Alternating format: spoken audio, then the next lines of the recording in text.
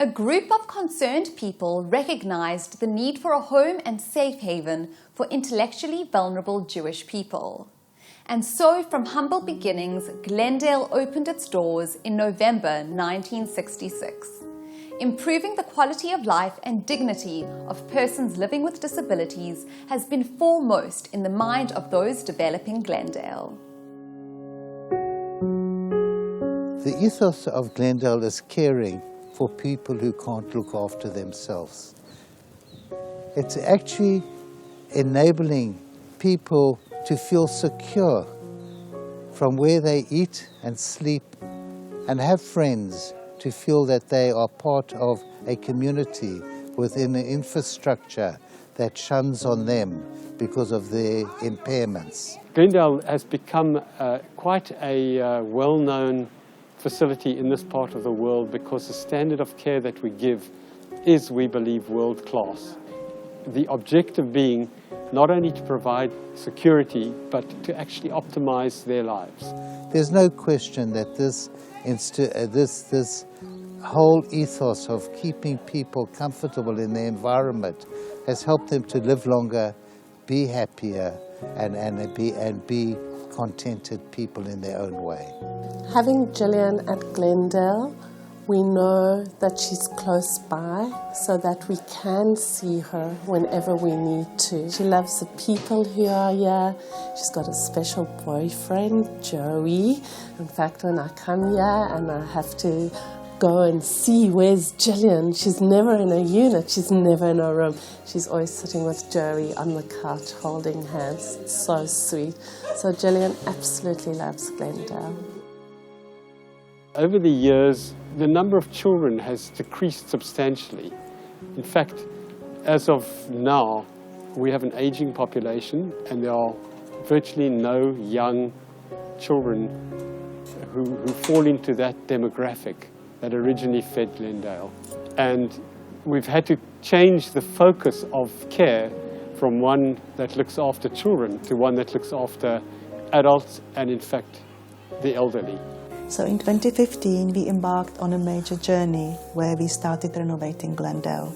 We invited experts to help us to look at the regulations and what needs to be done in terms of the environment being a lot more disability friendly.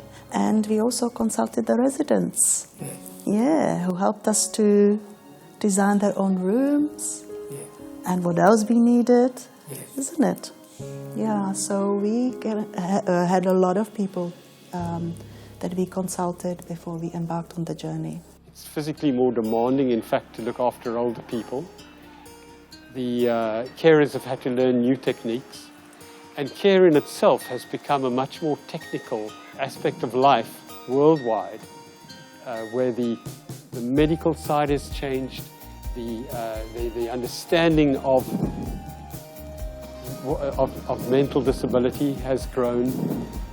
The human rights have been recognized, that people with mental disabilities are not lesser people, they're just different people and need to have different needs. We designed a book with residents, with carers, with family members about the resident.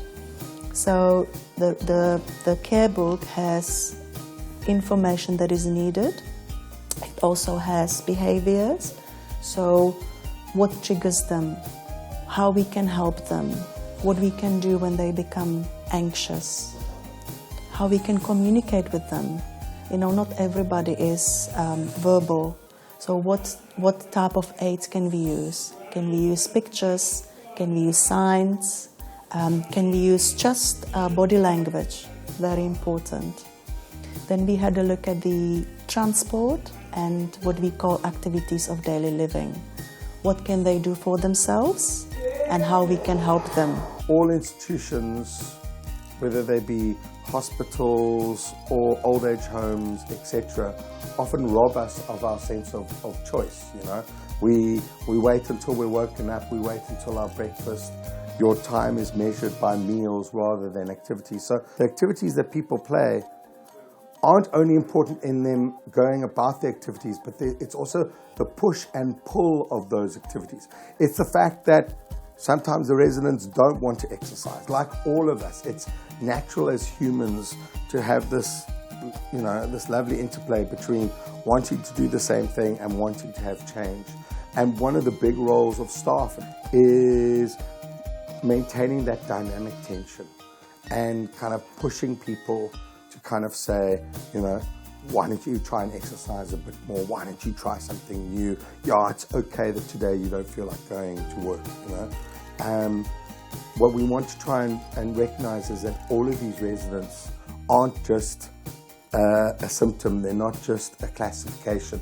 They're a rich tapestry of interactions, of desires, of quirky personalities. I mean, I like to say that I have a treasure box of residents, and all the residents they're amazingly unique, colorful, quirky, but that's what makes them interesting people. Glendale needs to reinvent itself. It needs to think out of the box. It needs to think about how can it bring community to Glendale.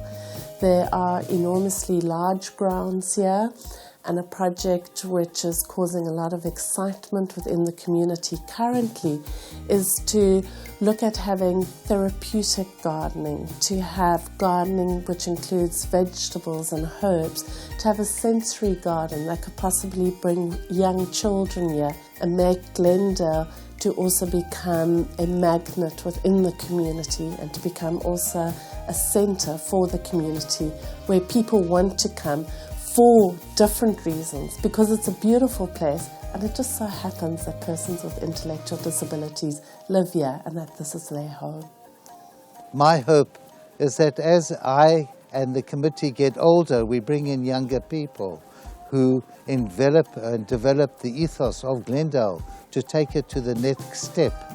That new blood, as you know and appreciate, is the new generation that will take Glendale to the next level that we always dreamed about.